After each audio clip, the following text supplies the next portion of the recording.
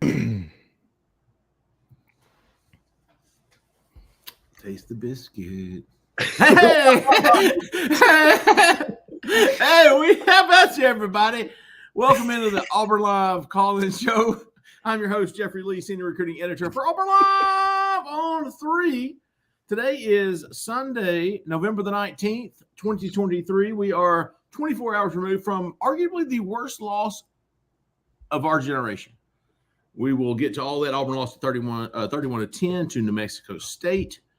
Embarrassing was a couple of empathetic, shame. It was bad. It was a bad loss. We want to get to the phone lines as quickly as possible tonight. Give us a call, 701-779-9585. Here to talk to you and me about it all, Mr. Jhead and Mr. Cole Pinkston. How about you, fellas? How about you? How about you, big dog? I'm expecting a very lively night. I am broadcasting live from the Best Western in Troy, Alabama. Let me tell you something about the hotels. You get what you pay for, right? Dude, the first couple of times I came down to hunt, I stayed in a $55 a night room. I was like, I'm going to the hunting club, just give me a clean bathroom, bed, and some power and Wi-Fi. Dude, I had to put a towel down in the shower just to stand on while I shower. And y'all know I'm a little freaky when it comes to stuff like that. But I had to put the towel down to stand on in the shower. So I was like, I'm gonna go nice, dude. This is bougie. This Best Western is bougie, son. All right. Before we get to the phone lines, wanted to let everybody know, if you're looking for a home in or around Auburn, Opelika, Lee County, look no further for the help you need. Miss Jessica Andrus with the Talents Group. Give her a call, 334-704-4442. She is a 5-star realtor. She can find the house you want. She can sell the house you no longer want. She can do it all, folks. And if you don't believe me, just give her a try. If you don't like her, call and tell me. I'll call you a liar, because it won't happen. Give her a call, folks. 334-704-4442. Miss Jessica Andrus with the Talents Group. Tell her we sent you. All right, fellas. Do we want to talk about the two guys on our panel who said Auburn would have more than 6 wins? Oh, look! I knew it was. Do we want to talk about the one that claimed 8 and 4 last? Oh no, y'all didn't hear me. I said I'm just kidding. Bama by 10. Go back and watch the tape. Go back and watch the tape. Yes, it was just. Let's go to everybody. I'll even give you however much time you want. 2 minutes, 4 minutes, whatever. Thoughts on the game. We'll start with Mr. Jhead. Jeffrey, it was just a tough look all the way around, right? I mean, there's no one good thing that you can point to coming out of a game like that. And I'm not going to sit here and make excuses and pretend as though this is what Auburn fans should have expected in a game like this. We've flirted with disaster in the past. You've had the ULMs, you've had the Georgia States, you've had the Appalachian States. You probably have to go back to Brett Favre and Southern Miss is the only G5 opponent that I can remember that comes to mind that Auburn has actually suffered defeat from back in the early 90s. It is not outside the realm of ordinary for this to happen. You saw it happen last year to Notre Dame and Marshall. You saw it happen to Miami and Middle Tennessee State last year.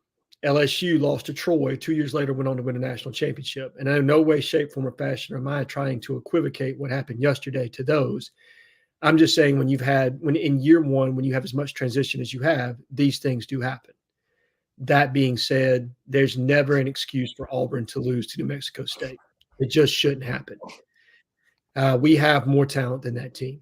We showed up. To me, it did not look like we had the energy that we needed to compete. It did not look like we took them very seriously. The week moving into that game, we found ourselves in an adverse situation and we didn't respond well to it. And that comes from a culture of not having a culture of winning, not having a culture of being together and learning to lean on one another and to fight through adversity when you have it. So let's hope that this is the only time this ever happens in the Hugh Freeze era, that they'll learn from this, they'll move forward from this. This will be something that they'll never want to revisit again.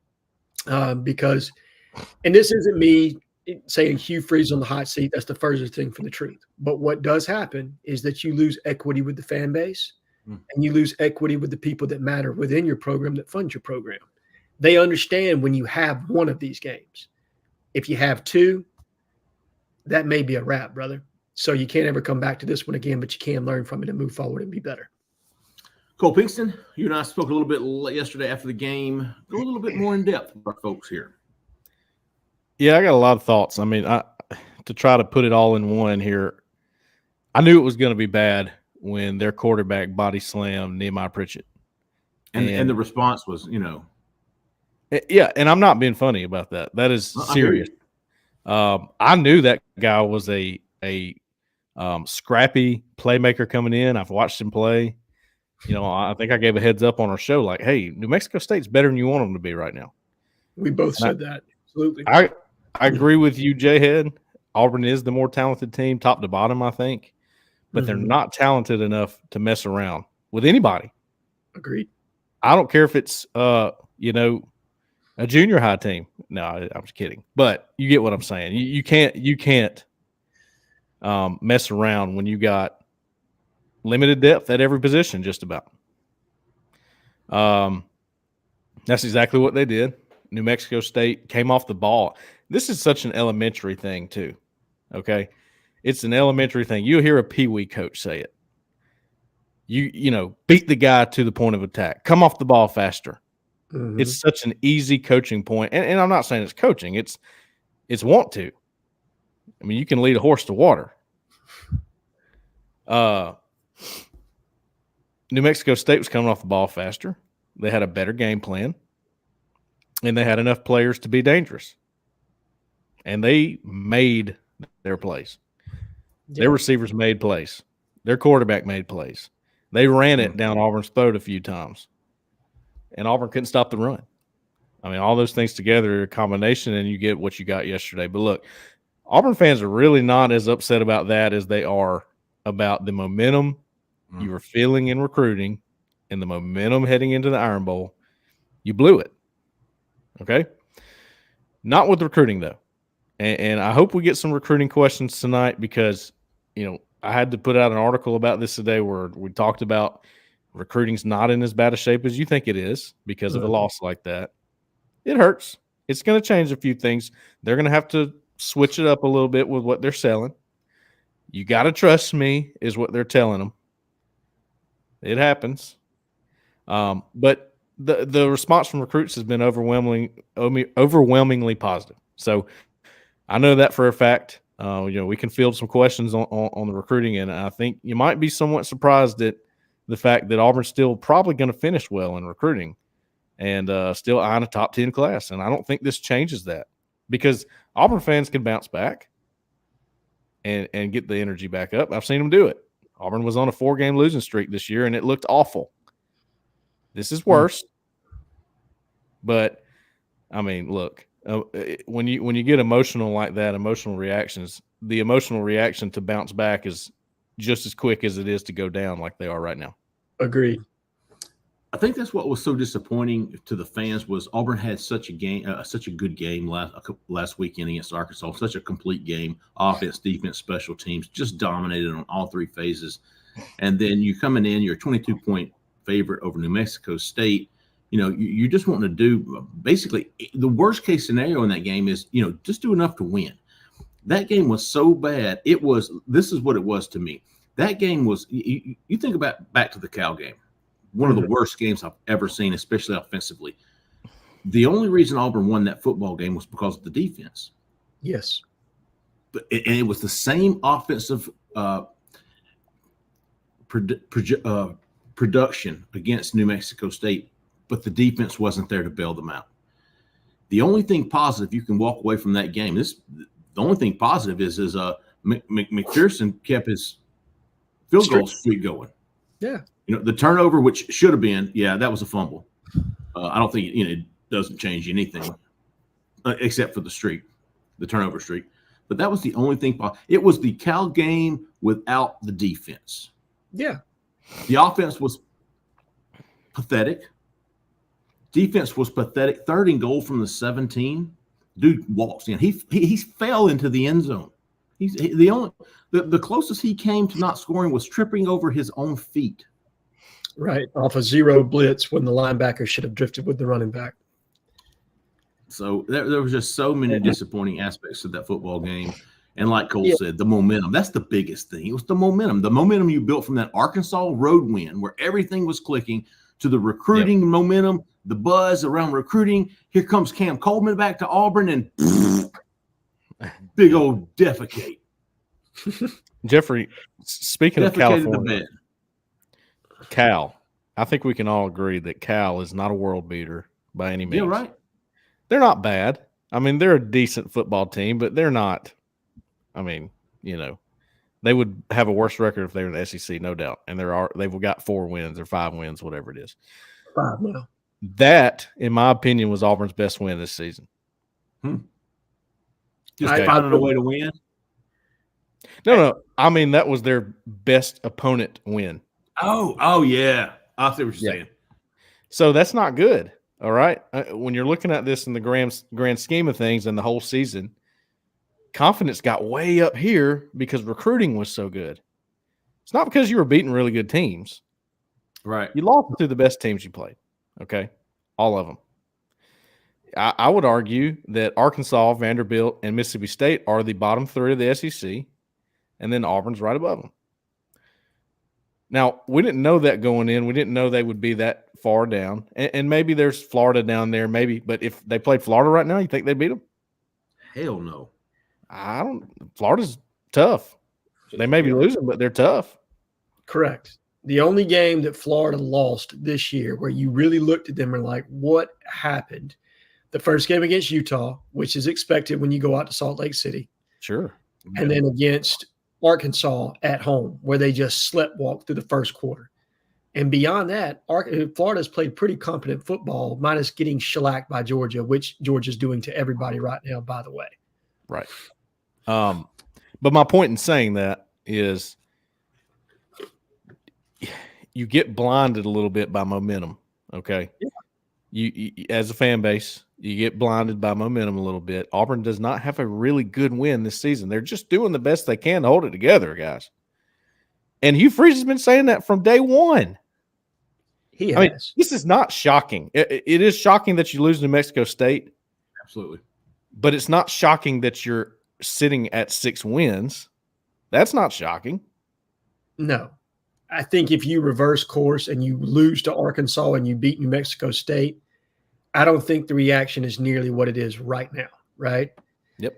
And the win total is the exact same. But I get the frustration because oh, yeah, for sure. I talked to a friend in the coaching community, and he said, Alan, he realistically, you needed a professional win.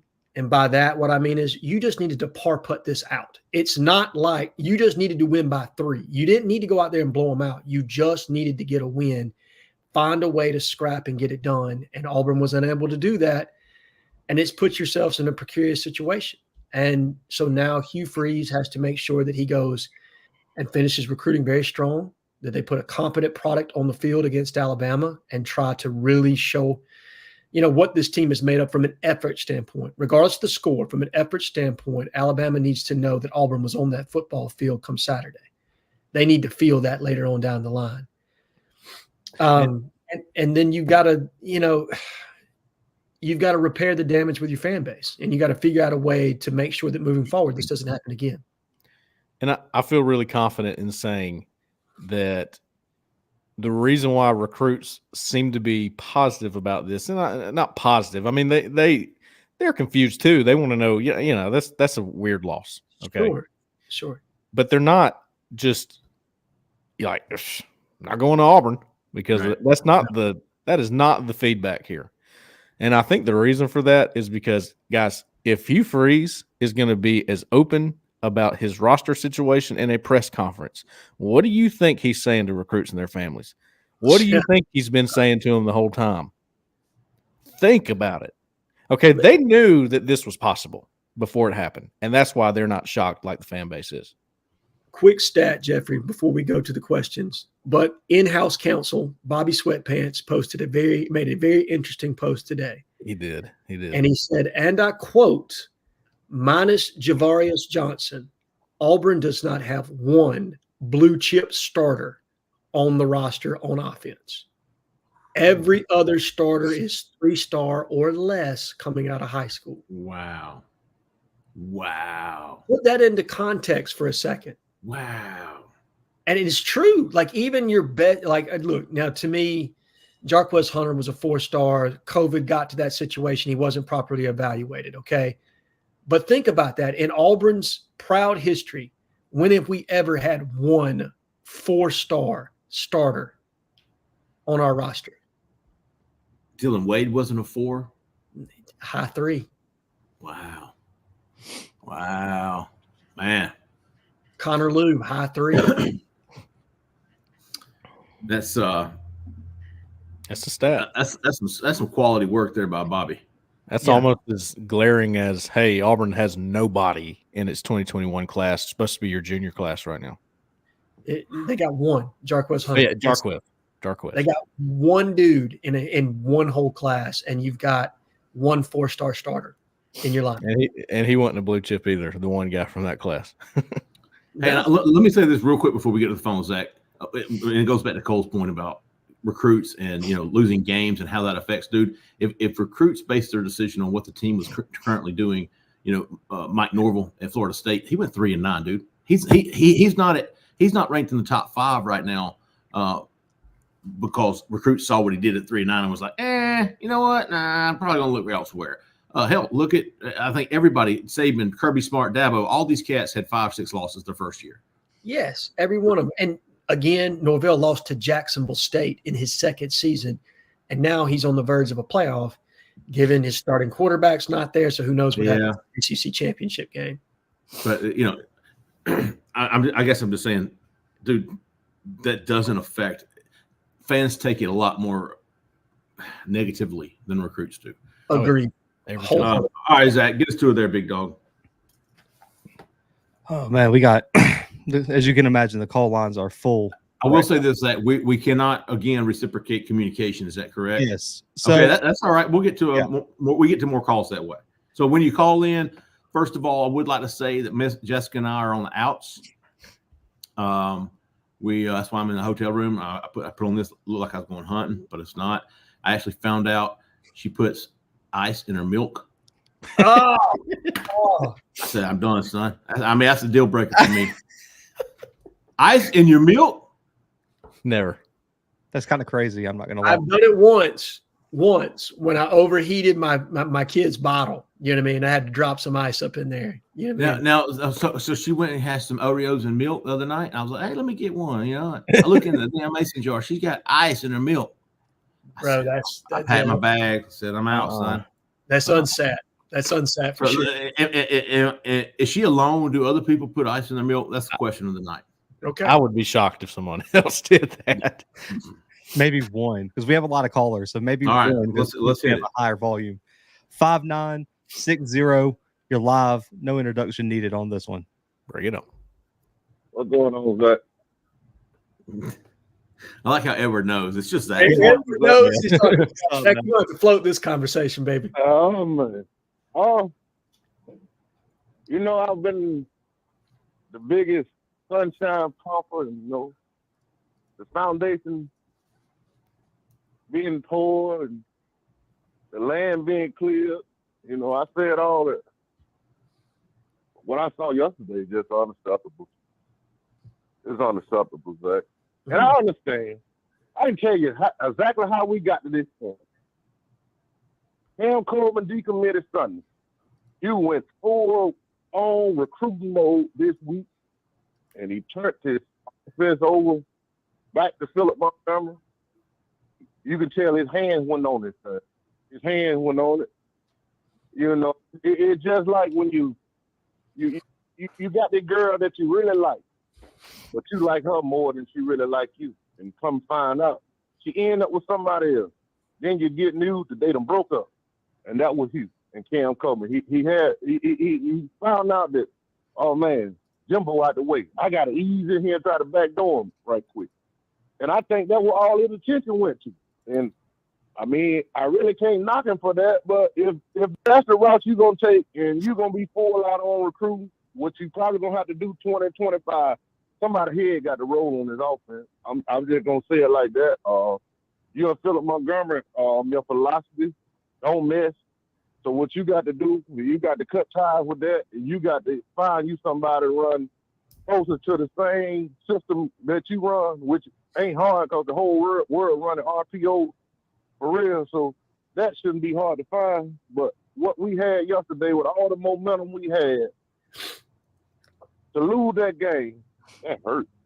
That hurt, man. I didn't suffer some bad losses. And like Cole said, it don't shock me that we lost. It do shock me, but Auburn always had is one game every year to where they always find a way to squeak it out, but it always is bad. And that was that game. And looking around that team, I didn't see no leadership on offense. I didn't see no leadership on defense. I saw a bunch of guys that, as me, like they didn't want to damn play football yesterday. And I didn't like the whole celebrating, going bowling, sixing. We got 6 wins. I didn't like that in Arkansas last week when you celebrate. I hear you. They don't celebrate 6 wins in Tuscaloosa. They ain't celebrating that at LSU. They ain't celebrating that in Georgia. Man, we got to have a mindset change about who we really are, man. It's okay, we're going to a bowl game, but we're probably going to end up back in damn Birmingham Bowl. So, shit, what if we really will celebrate for you to come out and lay an egg? We probably headed back to Birmingham. And I just don't know that. It hurt me, but, hey, they said get the darkest right before day. So hopefully we in that state. Well, daylight is on the horizon, but it's mighty dark right now. Mm. Like about Hugh Freeze, people want to step it. I'm with him, but I will say this: Hugh Freeze known for losing games that he shouldn't lose to. He'll beat Alabama and go lose to a Memphis. I mean, that's what we got. That's what we got. So I wouldn't be shocked. You had a 3 year this year with no pressure on you. Jackson do nothing but recruit. But you did the one thing that you couldn't afford to do, and that was lose to a New Mexico State. That started your tenure at Auburn is officially on the clock now. Your leader just started running yesterday. Because now, like Jhead said, you can't come back next year and have this type of loss. Mm-hmm. You had the wrong type of loss. Everything that you do negative from this point on is only magnified. And I didn't never want him to be even seen in that light, but I know how all the people is. They be with you, but shit, they'll turn on you at the drop of a hat. Damn right. Man, it wore damn eagle anyway, and I'm winning this Iron Bowl, man. Y'all guys have a good one. I hear you, Edward. Hugh Freeze's mulligan has been used. Yeah, it has. Everybody gets a freebie, but just man, you can't. That's what got Chad Morris fired at Arkansas. You know what I mean? He had a really North Texas where he lost to North Texas, and then he turned back around and lost to San Jose State the next year, and they fired him. I don't think that's going to happen to Hugh Freeze, but if it did, there'd be any hesitation from anybody at Auburn to want to move on from that situation. Wow. Just to lighten the mood real quick. It's probably too early because we haven't had Thanksgiving yet, but Edward, I don't know if it's his favorite Christmas movie, but Christmas Vacation, he posted about the other day, said he'll watch it 100 times before Christmas. That might be a question for at some point. What's your favorite Christmas movie? We forgot to find out if Edward does ice in the milk. Edward, drop that in the chat. He don't. He don't. Hell no. I don't think he does either, but I want to know. I want to get a hell no, Jhead. Out of all the callers, he would be the least likely to put ice in. 100%. I think Anthony would be next. 4449. You're live. Who we talking to? Where are you calling from? What's up, guys? This is Richard from Auburn. So I'm going to keep the question real simple. The first question is, do we think that Philip Montgomery, that game, proves that he's confident to be OC next year? And if you don't think he is, who do you think we should go out and get? Just want to see if y'all have any ideas on who you could bring in next year. I think Montgomery's going to get fired, but just want to hear from y'all. Thanks. Appreciate you, man. I think we've mentioned this before, maybe off the air, but I think Kent Austin is. Yeah. I think Kent Austin is the name you should know. Yeah, I don't want to speculate on what will or won't happen with Philip Montgomery, but if a move were to be made, yes, I think an internal promotion of Kent Austin, his former offensive coordinator from Liberty, former head coach in the Canadian Football League, and former offensive coordinator at Ole Miss would be probably what happens. He's somebody that's very familiar with Hugh Freeze's system, understands how to coach quarterbacks at a very high level, and is somebody that Hugh Freeze trusts tenfold. So I can't imagine that they would look too far elsewhere beyond what they currently have on their internal staff. Completely agree. And we learned this with Malzahn, watching him. I'm not speculating what will happen. I don't know. I just know this: when there seems to be a back and forth of a head coach pulling the reins back, giving it back, pulling the reins back, that probably means there's a philosophy issue it's somewhere.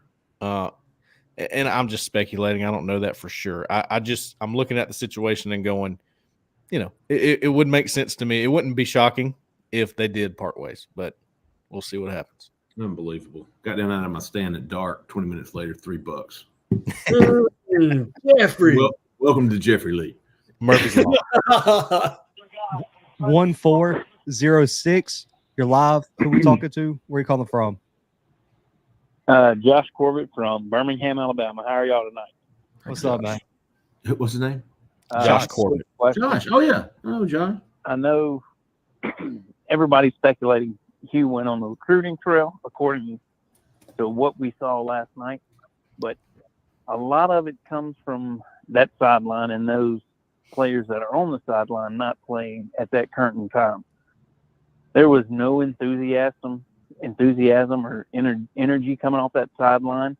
It was like they just thought they were going to come out there and cakewalk through this.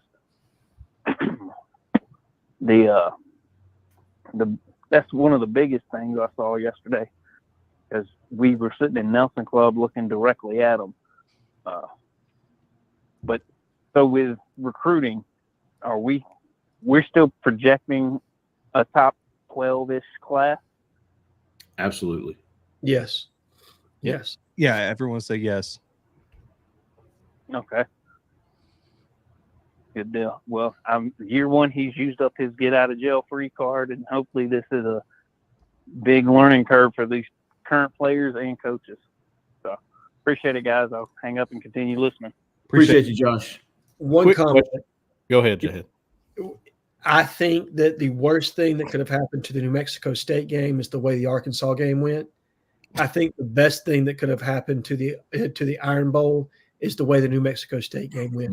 I'm sure you that this team will take the field and play a high on emotion and try to get this taste out of their mouth. Now, look, I don't know how we're going to truly do against Alabama, but I bet that first 30 minutes is going to be intense. I bet they're going to be out there and they're going to play responsibility and they're going to play all out with effort. That I believe. That would be typical Auburn, right? Why would we do it any other way? A question for y'all real quick.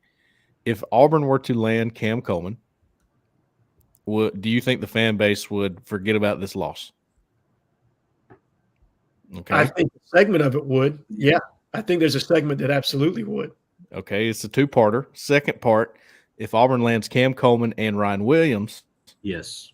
do they forget about the New Mexico State loss? Here's my point, Cole. What would you? Edward made a good point, and I think he was right. I think to some extent, Hugh Freeze spent. We've known this. Cole's talked about this many times. Hugh Freeze is recruiting this year. He is. He's been doing a lot of it, and it's taken away from his coaching and his preparedness. But listen, if you had to, what would you rather him be doing right now? I would rather him be recruiting. Yeah. I don't care about this season. That's Jeffrey, what he was hired for. Exactly. Look, we just said it. 1 4-star on your entire starting lineup in your offense. 1. Okay. Like, I'm not trying to continue. The ceiling of that is 7 wins. That's the ceiling. You're not going to do any better than 7 wins. Go recruit your ass off. Yeah. Forget New Mexico State. Forget whoever, Arkansas. Go get these guys. Correct. Because that's how you get to 10 wins. That's how exactly right. That's how you get to the SEC championship. That's exactly right. You know what I mean? So you have to raise the talent ceiling. That is talent acquisition is the most important thing they could do this year. Now, look, did anybody want the perception coming out of losing to New Mexico State? Absolutely not. I'm not saying this is a good look. Okay. I'm just saying that I'm with you, Jeffrey. Improving the talent base is the most important thing Hugh Freeze can do, and he's working on that. It's number 1. Yep. I'm right there with him, dude. Go ahead, Zach. I don't care about this season. If I'm a diehard Auburn fan, I want to win. But I don't care about this season more than I care about getting that guy and getting this guy and flipping that guy and flipping that guy. No. And listen, understand that you don't have to win football games to get those guys. No, not in year one. You don't. No, this is it. End of year 2, year 3. Yeah, it's going to hurt you if you're playing like this in year 3. Different deal. And I'm sure we got a recruiting show coming Wednesday. We'll talk all about that. We're going to talk about visitors. We're going to talk about much more recruiting. So it's hard for us not to talk about recruiting because we love it. But right. Sorry, Zach. Keep going, big dog. I'll shut up. 3001. You're live. Who we talking to? Where you calling from? JD Eubanks, Boston, Massachusetts. Oh, wow.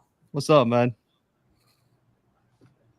I've just got a couple of things I want to say to the guys tonight.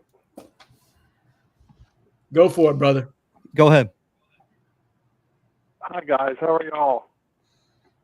Doing wonderful. Give him a big thumbs up from us, Zach. Let him know we appreciate it. There it goes. You can't hear them talk for some reason, so you just got. So I'll communicate for you. Okay. I want to give you a little history of something, and then I've got a couple of questions to ask. I've been watching Auburn football for 55 years. My freshman year was 1968. Auburn had a great team. The first game of the year, we played SMU and got beat by a touchdown. In 1970, I went to a game in the pouring rain. Auburn was ranked 6th, LSU 14. LSU won the game 17-9 when the field was underwater. That was the sickest I had been as an Auburn fan. But in 1972, with Auburn flying high, we got to the Sugar Bowl, and we had Pat Sullivan as the Heisman Trophy winner. And things could not have been better that day until Oklahoma came onto the field and slaughtered us 40-22. And we all snuck our little selves back to Boston and hoping nobody knew that we had gone to the game. So when Bama comes to town, I don't want to see any of the Auburn family leaving the stadium as they tend to do in Tuscaloosa and they seem to be able to do in Auburn. When I was at Auburn, the Auburn family were only 14,000 students in a ramshackle stadium that didn't even have a north end zone. And the Auburn family was dressed in ties, coats, and ladies in pearls. And we stayed to the very end, regardless of the team or the score that we were playing. And that's Auburn family to me. Now, Bama's coming into Auburn. They think they're going to beat us by maybe 20, 30 points. Maybe they will. But crazy things have happened at Jordan Hare over many years. I sat in Birmingham the night that we beat them 17-16 on 2 of the most impossible punt returns you'll ever see in Auburn history. And then the run back a few years ago, that was probably the most impossible thing you'll ever see in football. So now I want to just simply say to the Auburn family, fill the stadium up. Make it so loud they can't hear themselves think on the Alabama sidelines. And Auburn will come through. They always have, and I believe in magic. Hugh Freeze is a damn good coach. Let's don't run him off for all the wrong reasons. And I don't think the recruits are going to go and run off to some other school because there's no place like Auburn. Hey, and good stuff. I'm sorry. Is, I am not a Peyton Thorne fan, so get it.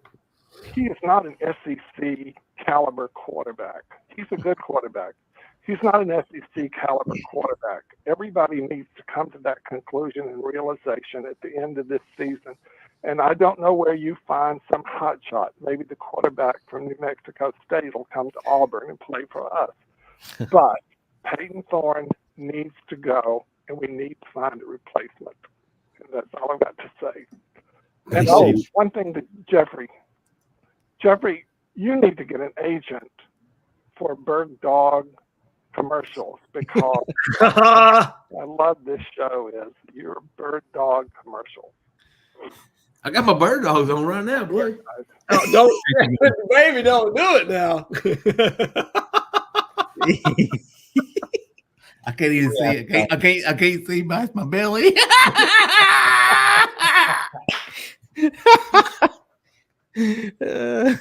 Trust me, I got on my bird dogs. Oh, that's the that's the peckerdoo, ain't it? We're about to get it live after dark right about now, dude. 9332. You're live. Who we talking to? Where are you calling from? Jhead. Yeah, we go.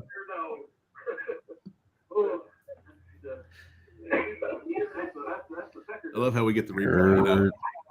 Turn down your TV. It's coming. While we're there, JD, appreciate the call, big dog. Don't be a stranger, man. Call back. Yes, it was great. Absolutely. All right, what's up, fellas? What's up, Eric man? Sheffield? All right, this is Eric Mack from Little River, Eric Mack, that's right. Alabama. Eric Mack, Doing Little well. River. Oh man, pretty good. I just want to make a few comments. Man, there was just a couple of things. There was just no effort, that I saw. It was the lack of effort.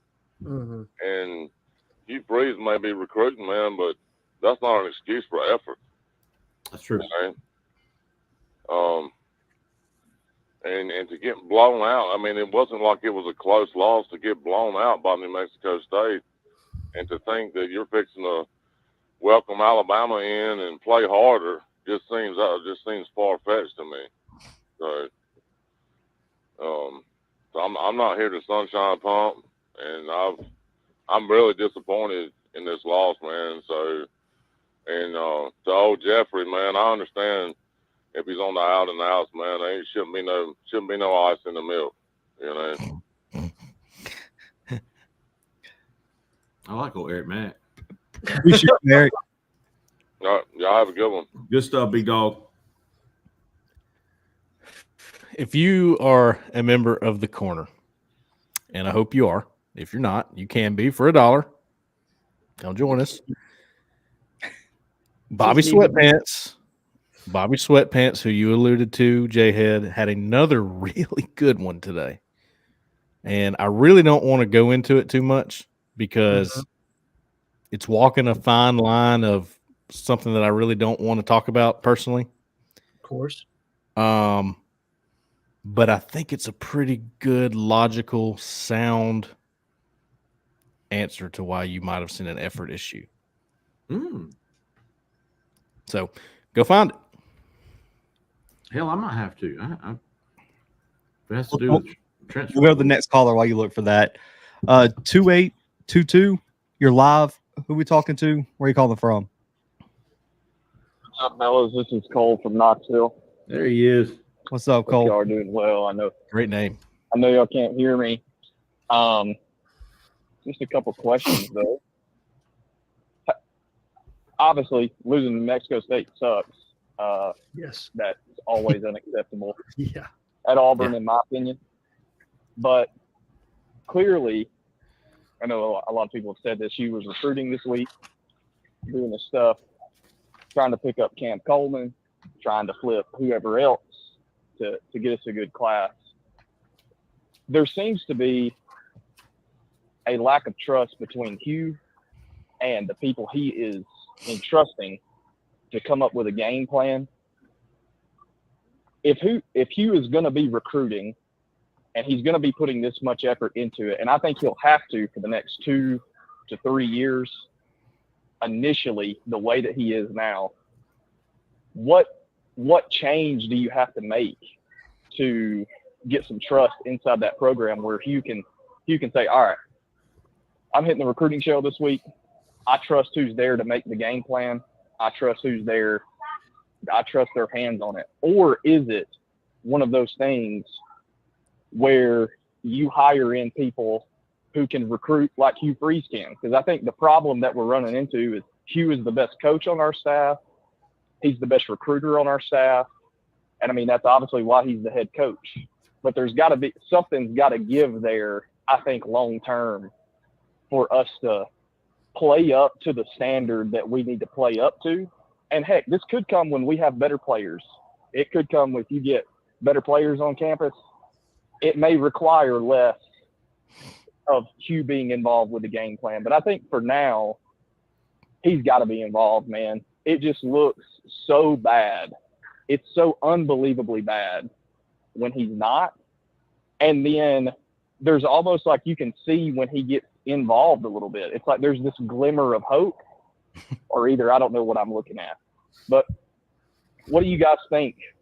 What do you think he says enough is enough? Do you think it's the end of this year? Do you think it's the middle of next year? Do you think it's after he gets all his dudes in there? When do you think he says enough is enough and he takes over play calling completely, or takes over recruiting the way he is now, but hires some stud that he knows that he can trust, or just promotes Ken Austin? Because I think more than anything, it doesn't feel like that there is such a huge difference in philosophy. It feels like that there is a lack of trust. And I know that can be frustrating leading anywhere. If you're the head guy and you don't trust the people making decisions under you, you're going to try to put your hands in it. Because ultimately, at the end of the day, he's responsible. So when do y'all think he just says enough is enough and makes a decision one way or the other? Or do you think he ever has to? It's my question. So hope y'all have a good night. War Eagle. Hope we beat Bama next week. Good stuff, Cole. Cole's always got good stuff, man. I'll give my opinion. My opinion is, if you've heard it straight from Hugh Freeze's mouth, these next two classes, 2024, 2025, are going to be the most important two classes at Auburn. I think he will be heavily involved in both of these classes. We already know he's in 2024. He's going to do it again in 2025. And after that, I think you'll see him back off a little bit. He's always going to be a recruiting head coach. But I think he is emphasizing these 2024 and 2025 classes because he knows if he's going to have any success at Auburn, it's going to be because of these two classes. He's all in on these two classes, and then play it by ear, see what happens, cross that bridge in 2026 if you get there. At that point in 2026 class, hell, Auburn's got a great shot, great schedule, great setup. 2025, they ought to be winning 10 games by 2025, right? You think about this class that comes in right now, they're going to be sophomores. They're going to have a year under their belt. The schedule fits up where Georgia, Alabama are at home. I think 2025 is going to be the first year where I go, Hugh Freeze should win 9 or 10 games. Auburn should win 9 or 10 games. And I don't even think Georgia will be on the schedule. If the schedule stays the way that it is, that's right. In the 7+1 model, Alabama would be our only opponent that we would maintain.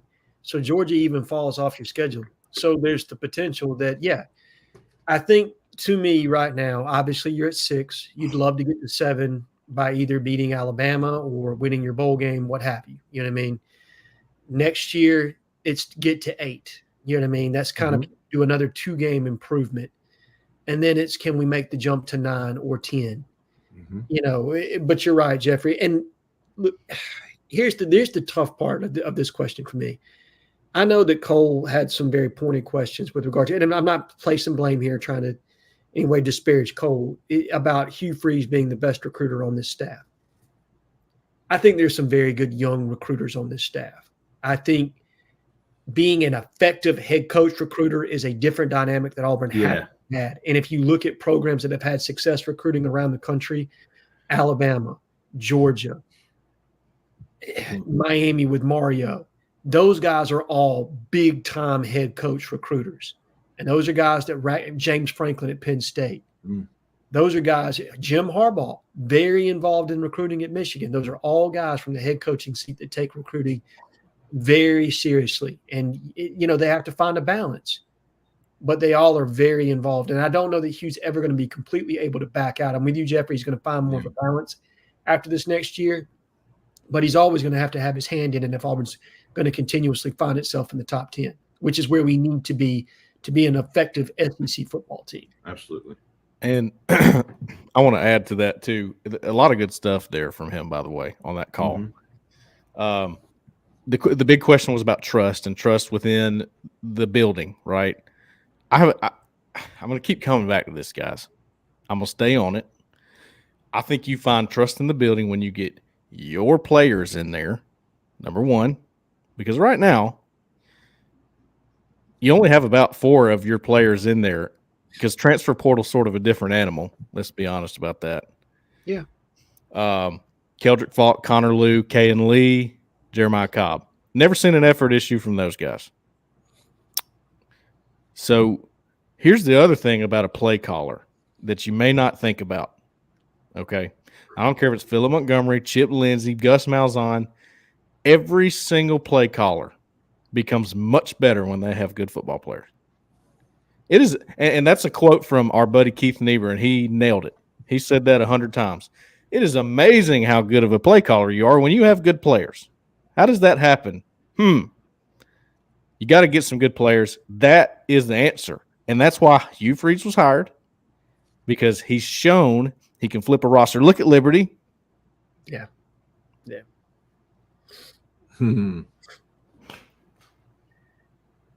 Is it? I quoted Keith one time saying that, and to his credit, Bobby Sweatpants went directly to reposted mine and said Eric Keesaw would disagree.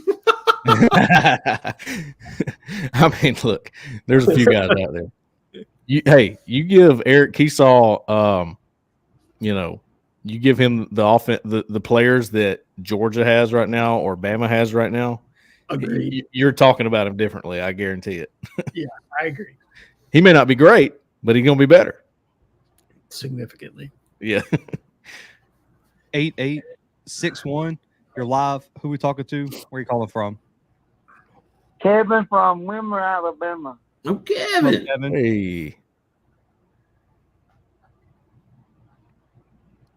I wonder where – I bet he's waiting on us to respond. Go ahead, Kevin. How about DeMarcus Reddick, Terry Thompson, and Bryce Kane, and Malcolm Simmons, and Walker White? Okay. All right. The future offense. Yeah, there you go. I mean, that's almost the entire offensive class. I think he left out DeAndre Carter was the only other offensive guy. All those guys locked in, Kevin. All those guys going to be at the Iron Bowl. I think Malcolm and Bryce are going to be on official visits. But the offensive guys, I don't know. Listen, y'all help me out here. I can't think of any commitment. Their 18 commitment. I can't think of anybody like wavering. And we've talked to them or talked to somebody, or those guys are locked in. I don't know about it. Right. You know what I mean? Like, I'm not saying that there's not somebody out there that's contemplating it. I'm saying that it's not apparent enough that we know about it. That's for sure. Yeah. Kevin just made the greatest point, by the way. Jhead, you made the point earlier. Auburn has one blue chip guy on off? Yeah. Yes. Javaris Johnson. Guess what? Every guy just names blue chip. Correct. Every guy. Correct. Coming in. The entire offensive class is blue because you throw DeAndre Carter in there, all 4 stars. Yeah. 5 stars. All 4 and 5. Perry Thompson's your 5. And then you look at defense, I think you've got a Dimitri Nicholas, who a lot of folks want. Yeah, Texas has recruited very hard. And then Caleb Harris, like, please, dude, that dude is not a 3-star. I'm going off of what Cole said. Cole seen him in live a couple times. That dude can Caleb play. Harris, DJ Barber, we know he can play. DJ Barber, great day in the morning. Yes. I mean, look, you never know until they get there. We know that to be true about everybody. But, I mean, when you have an offense with one blue chip, then it looks like what Auburn's offense looks like. I agree. And as far as Caleb Harris goes, I think he's a kid that you're going to see on special teams for his first couple of years there. He's going to be in the weight room, and you're going to see him pop at linebacker at about 220 pounds. You're going to wonder where this guy came from. Is he built like Terrence Love? I think he's a little bigger than Terrence. Oh, wow. Yeah, he's the frame's bigger anyway. Okay. He is just rangy, man. I mean, standing next – I'm not very tall, but standing next to him, I was very shocked at how tall he was. I was like, gosh. I mean, he's like 6'2", 6'3", legit. Okay. And that's So is Laquan Robinson. He's a big guy too, man. On3 will update their rankings tomorrow. Curious to see where some of these guys fall as far as the rankings. It does not fall, but like fall on the board. Like Yeah, no, we got you. Auburn fans are probably DJ Barber, say that. from everybody that I trust more than me, thinks he's a 4-star guy. Same for Caleb Harris. Yep. And They all thought Bryce Kane was, and he is now. Yeah. I mean, when he was for lack of better terms, a nobody. Yeah. As far as recruiting rankings go, he was a 3-star. Nobody knew about him. He was a baseball player, and then now he's a 4-star. They saw what he was, and Cohen Eccles the same way. When they offered Cohen Eccles, who is a huge Auburn target right now, committed to Texas A&M, he was a no-star, and now he's a 4-star. Zach, what's our phone lines looking like? Are we catching up at all? Putting it in? Yeah, we got 6. left. Okay. All right. We can hit those. 6371. You're live. Who we talking to? Where you calling from? It's Lawson from Florence, Alabama. Lawson. I had a quick question, but I was going to say, I think what happened with Freeze, man, he didn't get his QB at the beginning of the year. Grayson McCall, when that thing fell through, he just took what he could get. Mm-hmm. But I was just wondering, and I'm going to hang up and let you guys talk. Do you think they burn Walker White's red shirt next year? And do you see Perry Thompson starting next year too? That's all I had. Where you go?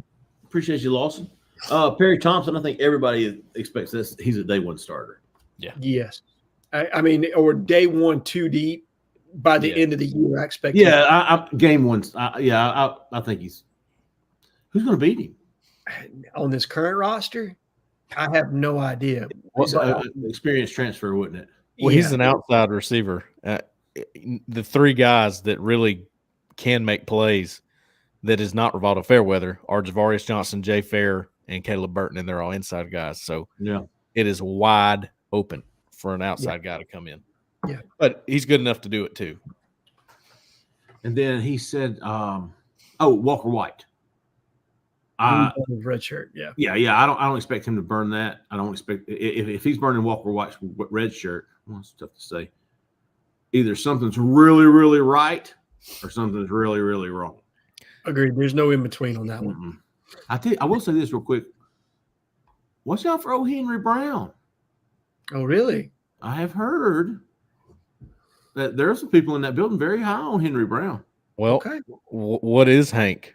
He is a guy that the staff brought in. Yep. He is.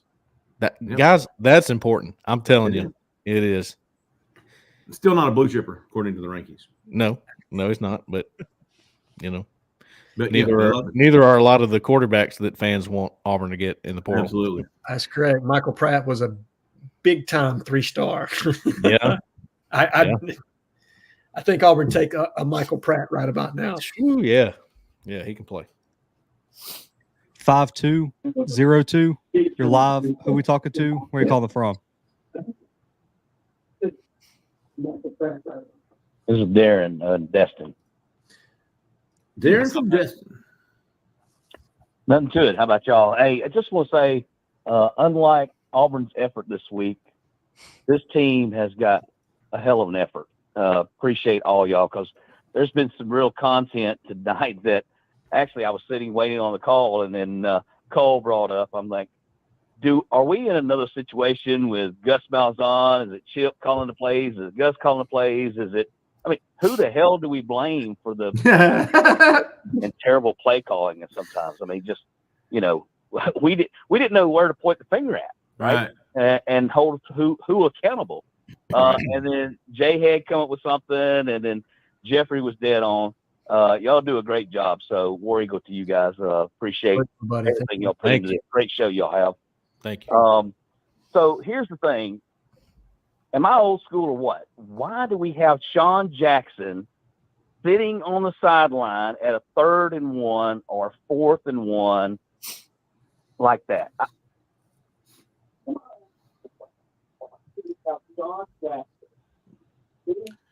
Okay. I think he got 2 blocked by the TV there. Yeah, he did. Well, We just lost them, but it's all about you can address that. Well, Sean, I almost think Jarquez might even be lower body strength stronger than Sean Jackson. I don't know. He obviously doesn't weigh much. Right. I mean, he doesn't weigh as much as Sean.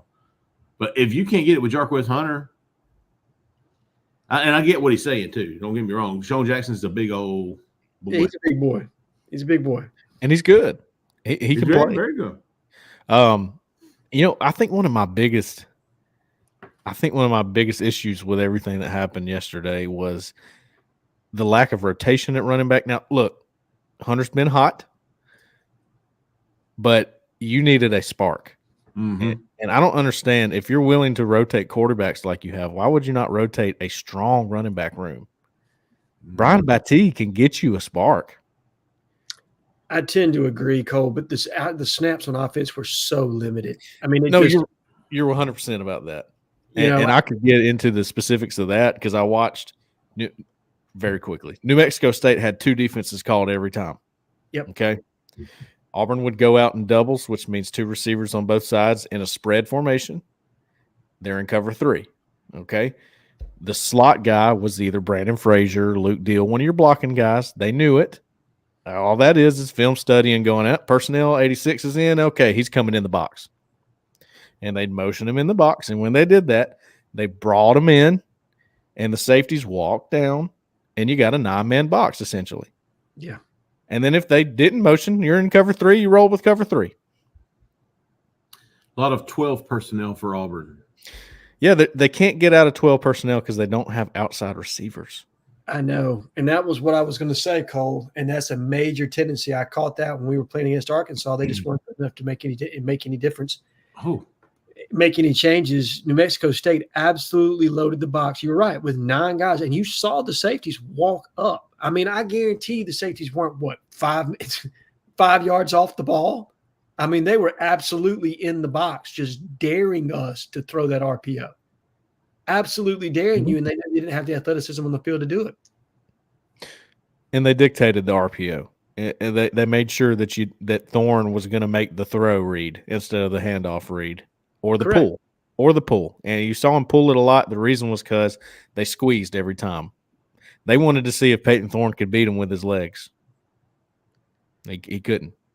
No, look, I think Peyton Thorne is an athletic kid. I think he's gritty. I don't want to poor mouth him on here. Do I think we're going to bring in another quarterback? Yes, but he's not Robbie Ashford from an athleticism standpoint. And if you're going to be if you're going to be forced to use a mobile quarterback in a run spread type situation, and I'm not advocating that we should have gone to Robbie. I'm just saying that maybe we should have tried to depopulate the box and open it up a little bit more.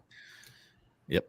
If you're not going to throw the ball downfield, if your vertical passing game is kneel, yeah, and you're going to run, it's almost like, wouldn't 9 be better option to that? Like, because Robbie's weakest link is throwing the football down the field. Well, if you're not even going to try to throw the football down the field, what's the point of Peyton Thorne being in there? Well, I said this about Peyton Thorne on the message board, the corner. I think he's a good quarterback.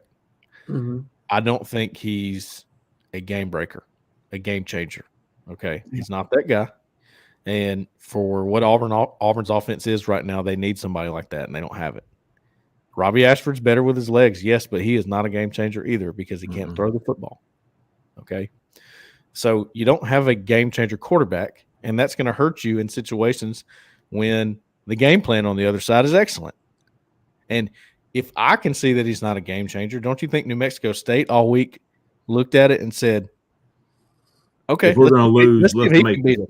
Yeah, right. Exactly. That's our best shot. Yeah, I'm going to roll the dice. Yeah, there you go. I think I'm with JD from Boston.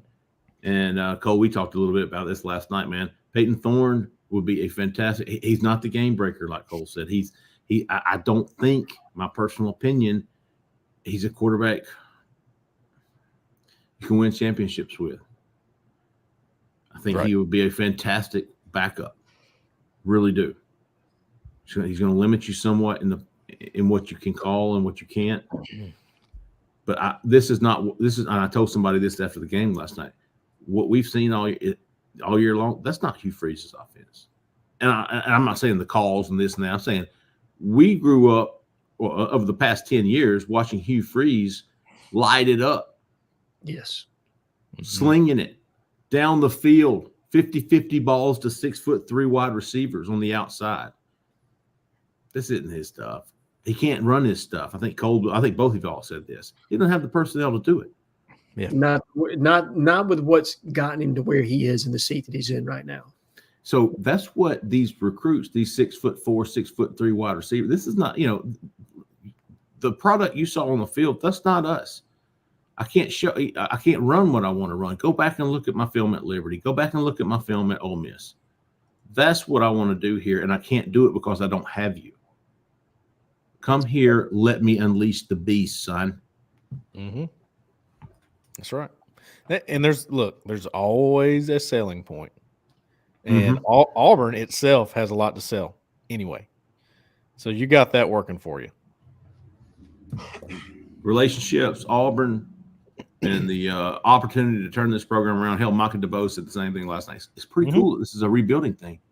This is a rebuilding team or something like that. I don't care about that game.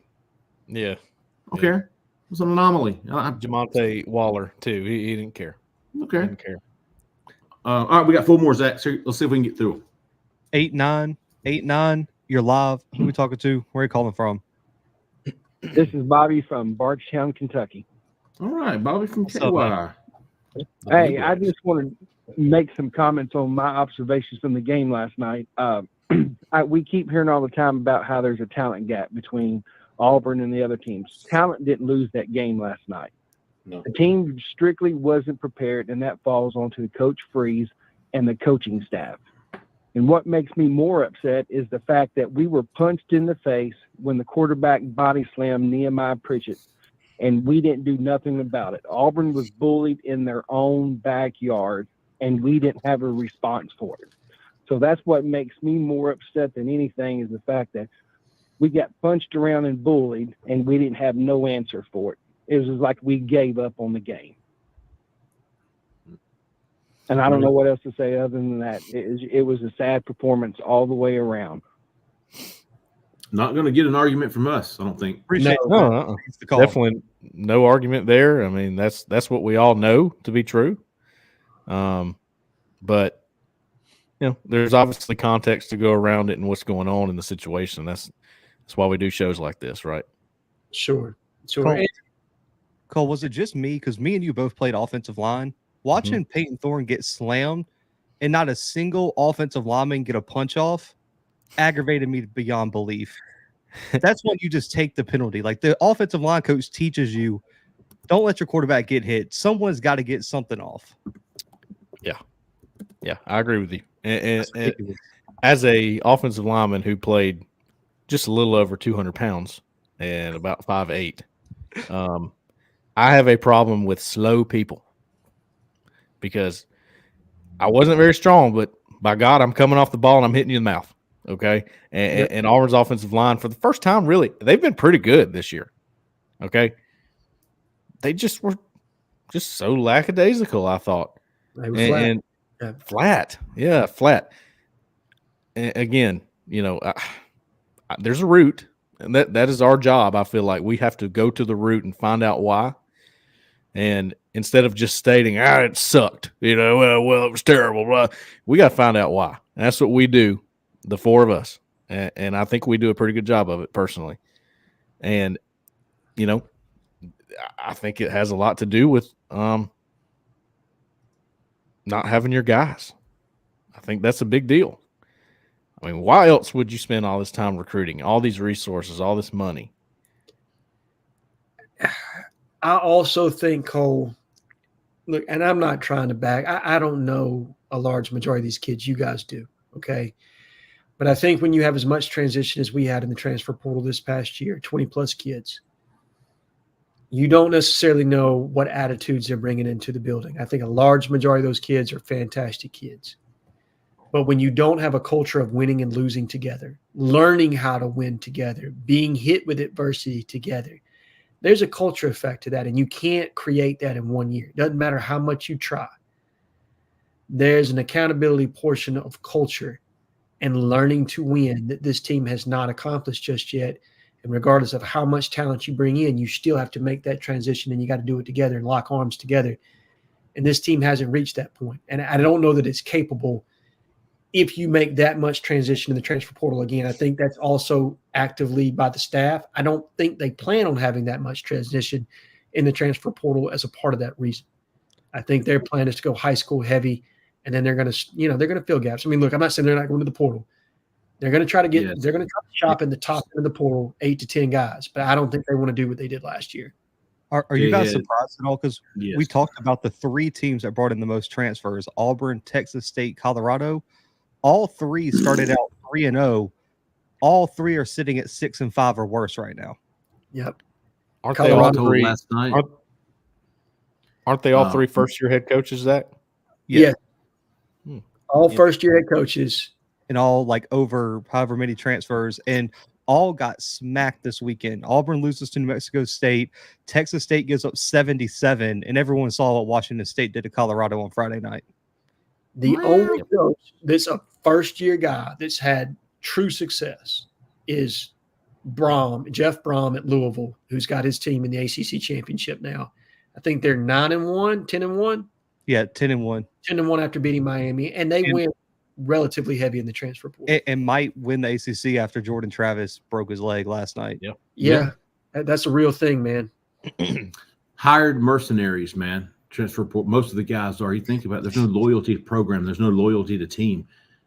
You know what I mean? Most of these guys are 1-year hires. Not even. Yeah, 8 months. 8 months. A hockey season. There's no loyalty to team. There's no loyalty to program. There's no loyalty to tradition. These guys don't know who Auburn. They don't. They've been here 8 months. They came here to play, and when they're not playing, dude, they're out. Correct. They're checked out. I'm so much like you, Jhead. Dude, give me a 8 to 10 at most. At most, let me build my program from the ground up. Let me get these kids in here that love Auburn, that want to play for Auburn, that want to grow up in these traditions. I'm done with the hired mercenaries, man. Sell swords. Yeah, and I think they had to look. When you walked into the roster, the shape that it was in, you had like 43 guys. You know what I mean? You had to add. Oh, no doubt. You know what I mean? Like you just had hole after hole after hole. But now that you've had an opportunity to stack 2 recruiting classes together, and look, they're going to go back to the portal. They need to, but you got to be cautious about who you bring in, and you want to make sure that they fit exactly what you're trying to do and the culture you're trying to create. And you know what? Multi-year guys, come on in. Because that's the same as a JUCO guy, but the 1-year wonders, dude. I'm over it unless it's a Keon Coleman or something. Well, yeah, and then whatever, dude. You can be a 1-year mercenary all you want. Bring it in. Auburn guy till you die. And listen, that's an Auburn man right there. It is easy to be centric here because Auburn lost to New Mexico State, and that is tough to get past. But there's a motivation issue across the board in college football, okay? There is no reason a roster like Georgia should ever be close with an Auburn this year. No, they were not motivated that day as much as they should be, and Auburn was. That is look, recruiting's hard, okay? Trying to pick the right guy for your program is hard. Trying to get guys that are coming from elsewhere because you got to fill your spots. You're taking a risk. But nothing's harder than getting those kids motivated right now. It's unbelievable. It's a pandemic. But no, you're not lying. It's sad what it is. It really is sad. I can't stand it. I can't stand watching a non-motivated football player. Look, and you think it's just we're not just talking about Auburn. I mean, I want you to think back to the Texas game when Alabama played Texas and they lose the way they do. Look, Nick, there's nobody after a game, I promise you, that takes it more seriously than Nick Saban. I mean, you're talking about a guy that lives and dies with winning on the football field. And his player, one of his starting tight ends, was more worried about his TikTok followers after that loss and doing dances in the locker room for them than he was about the loss, man. And if a player in Alabama's locker room is doing that, What do you think's happening in other places with a guy that runs the program the way Saban runs Alabama? And guys, it's just, people, it's just different, man. It is different. And until these kids start signing contracts and they're contractually obligated to these schools and they know they're not going anywhere, don't expect it to change either. Okay. It's just, it's difficult, Cole. You're right. To get these kids motivated week in and week out, you're not just fighting the normal 18 to 20-year-old deal that you had 10 years ago. There's a lot more that's involved with it right now, with guys putting in extra work on their social media profile, NIL deals. What does the money do to the motivation? Everything, man. There's a lot. There's a lot on a coach's plate to balance, and they get paid handsomely for it. I'm not saying Hugh Freeze isn't making generational wealth, dude. He is. Yes. But it's still difficult to do your job in today's society. Yeah. The perfect example is USC. Look what happened after they lost 2 games. They've lost 5 of the last 6 games now, including double digits to UCLA, who was supposed to fire Chip Kelly like 24 hours ago. Yes. I mean, on 3, launched it. You know what I mean? It was like Chip Kelly getting fired in 2 weeks, and he just goes out and whips SC. You think he's getting fired now? I don't know. The UCLA fans are but that is such a good example of how fast that can change. Yeah. I mean, it changes weekly. It changes weekly. They went from top 5 to 7-5 in a matter of a month and a half out of nowhere with a high quarterback. Yeah, they went from Pasadena to Birmingham. The number 1 quarterback in the draft. They're supposed to play UNLV in the Los Angeles Bowl right now.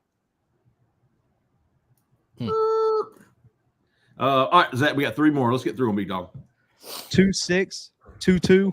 You're live. Who are we talking to? Where are you calling from? This is Coach from just down the road. Hey! Yeah. I'm doing well. You guys are hitting the nail on the head. It's a good show tonight. He can't hear us. I forgot. I have a question about the ice. Crushed or cubed? Oh, Cole. I'm a crush guy myself. But in the milk, Jeffrey, was it cubed or was it crushed? Oh, it was cubed. Okay. Zach, ask him what he's talking about in his milk. Are you talking about in your milk, Coach? Yeah, in the milk. Yeah, cubed out of the refrigerator. Yeah, so Jaylee said cubed is what it was. No ice in the milk. No, sir. Thanks for playing, though, Coach. Every coach will tell you, if they're honest, you got to have the Jimmies and the Joes. Yeah, that's right. So the question is, how do you build your team? You look at Georgia, Ohio State, Alabama. Are they full of portal players, or do they build from high school players? High school. That's right. Love you, Coach. Did he go? No, but I just preach, man. To keep him going, Zach. Yeah, I'm here. I forgot. I can't get a response from you guys. Listen, you've got to develop from high school. Jeffrey used the magic word, mercenary. These guys are mercenaries. They don't have any real ties to Auburn. And so you've got to build from high school. All the top programs do that. You can touch up your roster with these portal guys, but you've got to build with the high school guys. And Hugh Freeze is going to do that. People need to pump the brakes, pull on the reins, and get off his back and let the man get to work. I can just tell you, he is doing a great job with that. I can't go into too much of stuff, but anyway, you got to build it from a high school perspective, in my opinion. Now, I have a question for Cole on defense. Did we have a lot of alignment and assignment issues? I haven't broken the film down. You'll have to tell me. I trust you on that. All right. I don't know if you appreciate you, Coach. Yes. The answer is yes. I forgot. What was the question? Alignment and assignment issues. Oh, yeah. I can explain. I don't know if it's assignment so much. I think – all right. Let me do this as quickly as possible. The difference between a 5 and a 4-eye technique, okay? A 5 technique is when the defensive end is outside of the tackle, meaning it's easier for him to hold contain. Correct.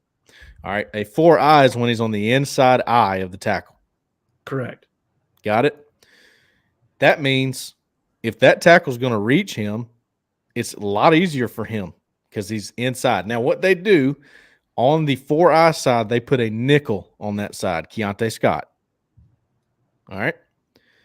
And they try to bait you into running into Scott. That's what they're trying to do. The problem was New Mexico State had a plan for that. They kicked out Keontae Scott, and it's over because Auburn's not holding that edge. Oh. Guess what? They watched film because they've been doing it all year. It's worked for a good portion of the year, but eventually somebody will figure it out. And that's not all they do. They change it up a lot. But when they get in that look, New Mexico State was hammering them. So, yes, that was a good call right there, Coach.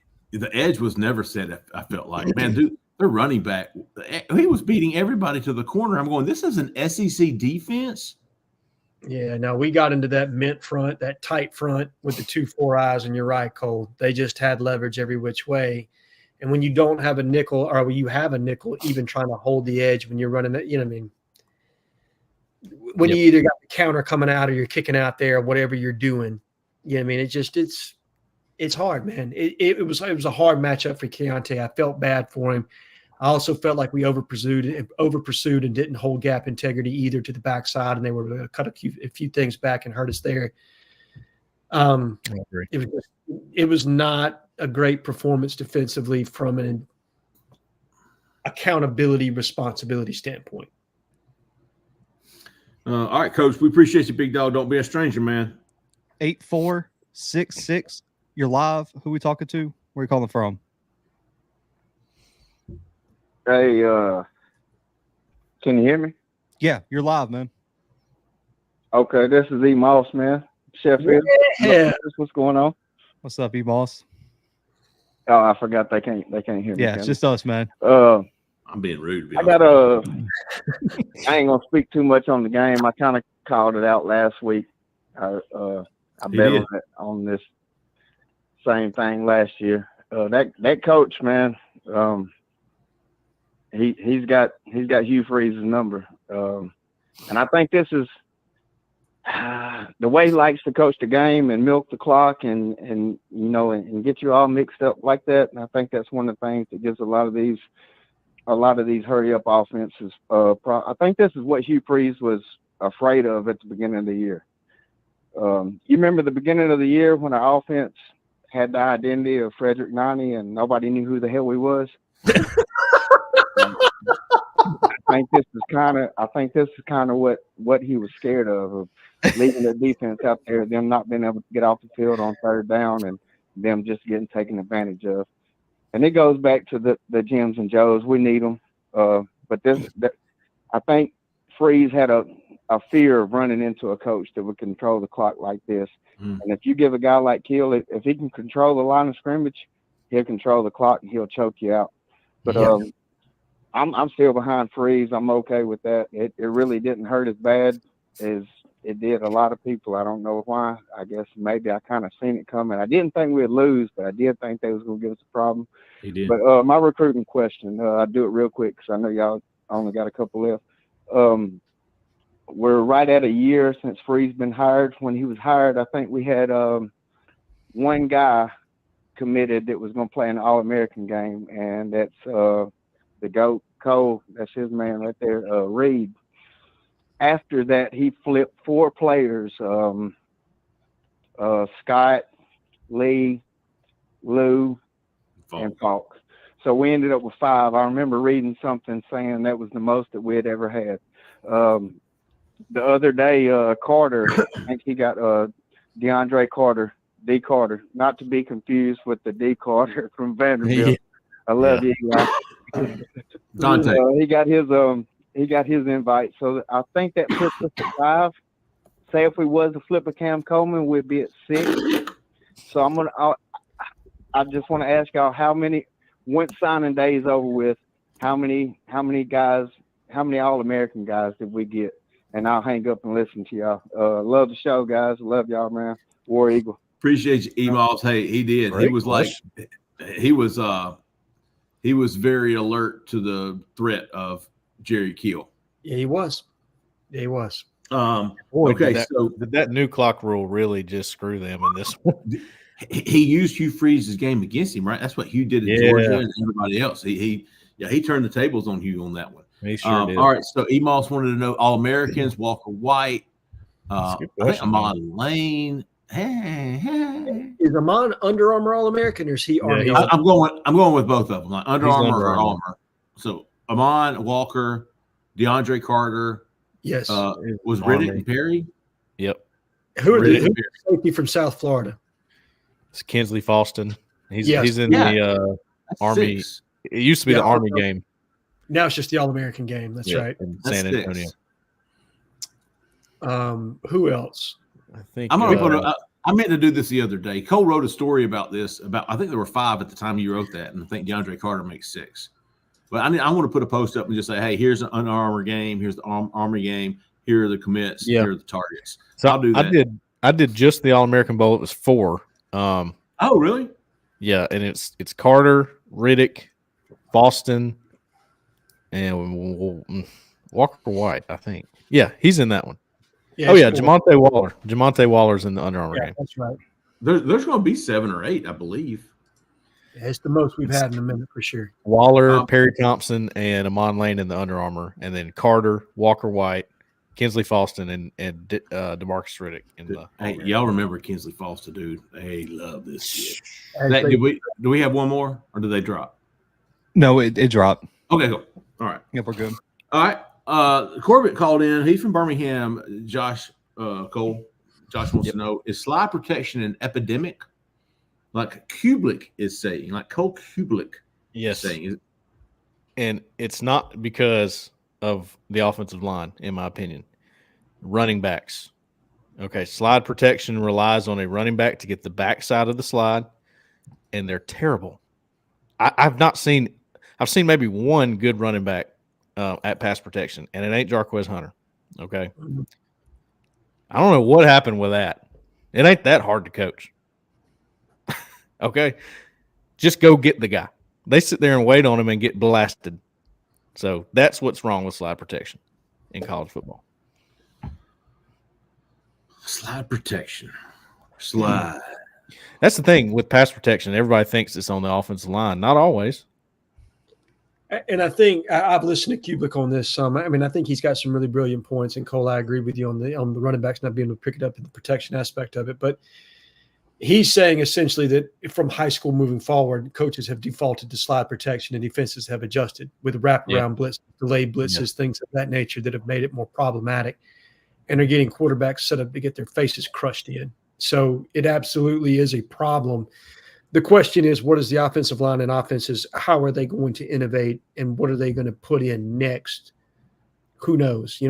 Football is a cyclical game. My guess is they'll come back around to some other formation. Wishbone, baby. Wishbone. There you go. You know what I mean? The inverted beer. Who knows what they'll come up with next? But he's right. That you see a lot of slide protection, and you see a lot of defenses that have adjusted to that, and that's why you've seen some lower scores this year.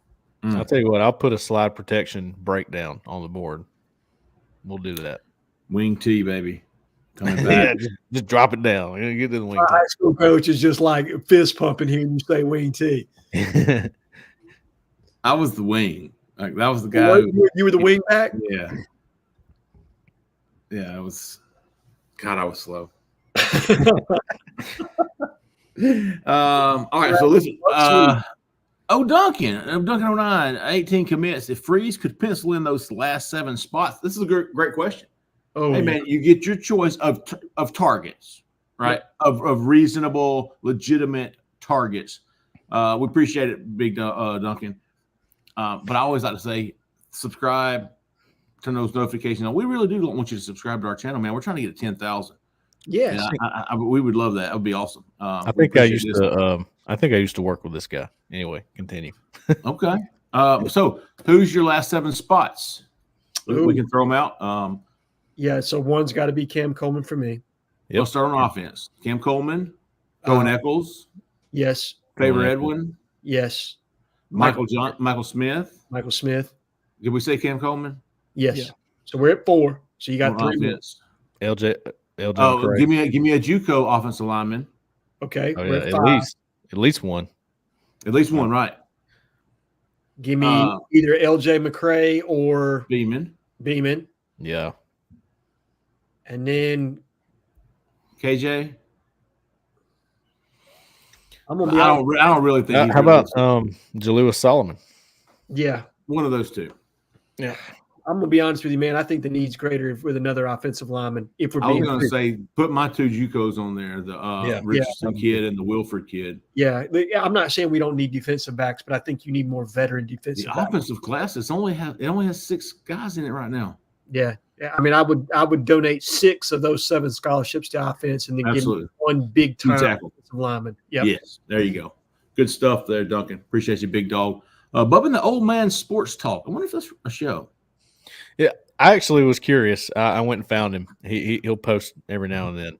Okay. And he's from Auburn, I think. This guy, and he'll be like in an alley in downtown Auburn. All right, here's the update. Sweet. I'll have to check that out. It's cool. Is he on the X? He's on the X. All right, then. And I think he's got a YouTube channel as well. All right, then. Right on. Bubba and what's the acronym? BATO, Beto, Badom. I don't know. Update on Cam Coleman. Any drop in confidence? No, not yet. Not yet. I've had 2 different conversations today, and listen, Cam Coleman was very positive after the game last night. We know he met with Marcus Davis for a while.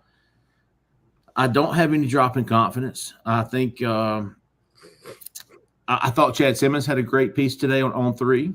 He's locked in with his playoffs right now. There's not going to be a big decision. So if anything that's going to happen with Cam, whether it be stick with A&M, flip to Auburn, flip to Florida State, even set up a visit to Florida State, which he has not done yet. They're just expected to do.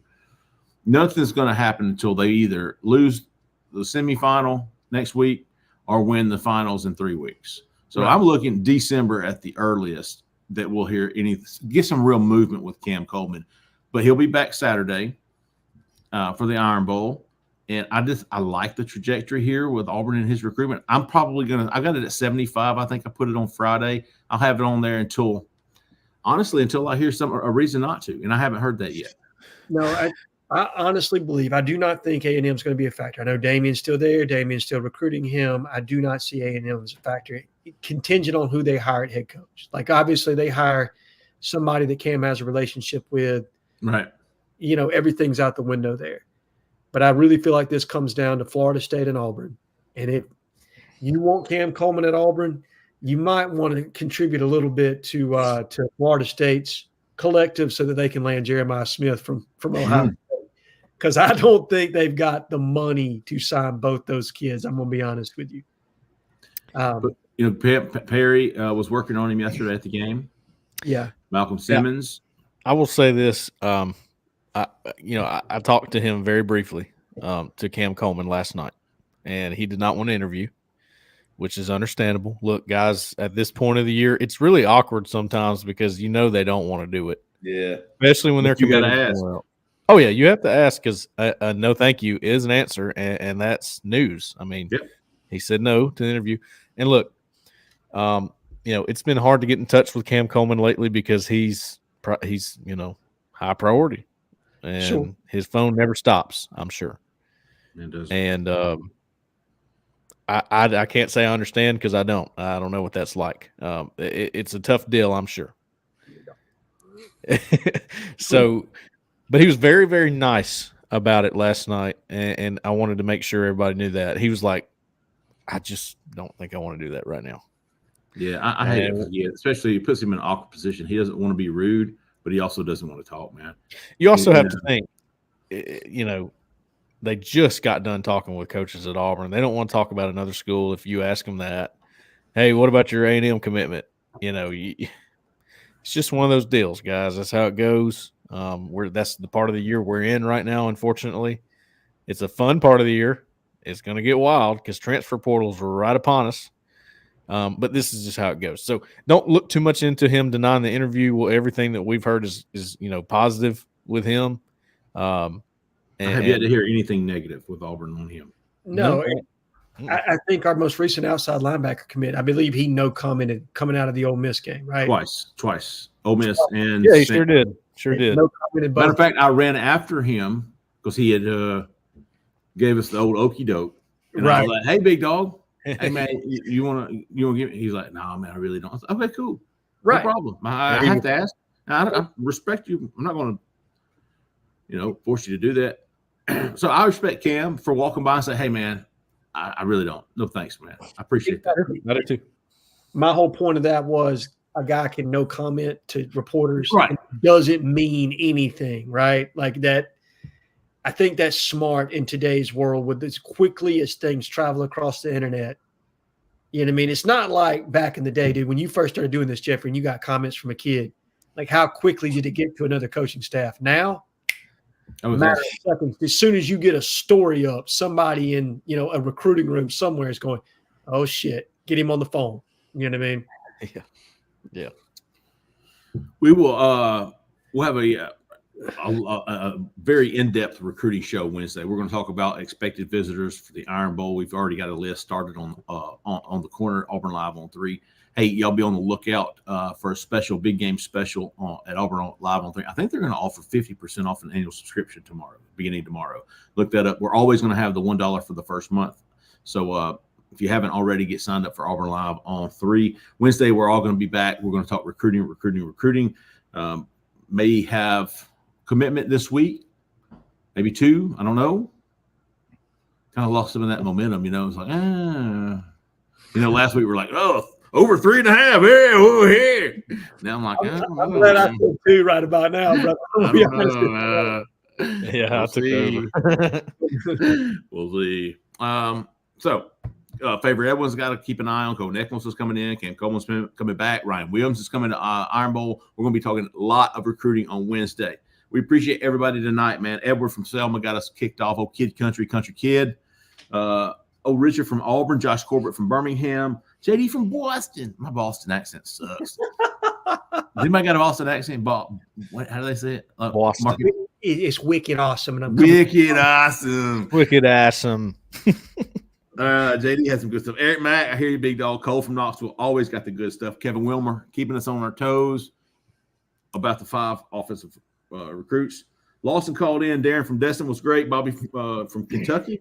Coach C, we appreciate you, big dog. And Emos with a fantastic closing question and remarks and comments from him. Awesome show, man. Thank y'all so much for allowing us to do this every week. We love it. We appreciate it. And we'll see y'all next week. For Jhead, for Cole, for Zach in the back who came to the front, I'm Jeffrey Lee. May y'all stay that left lane.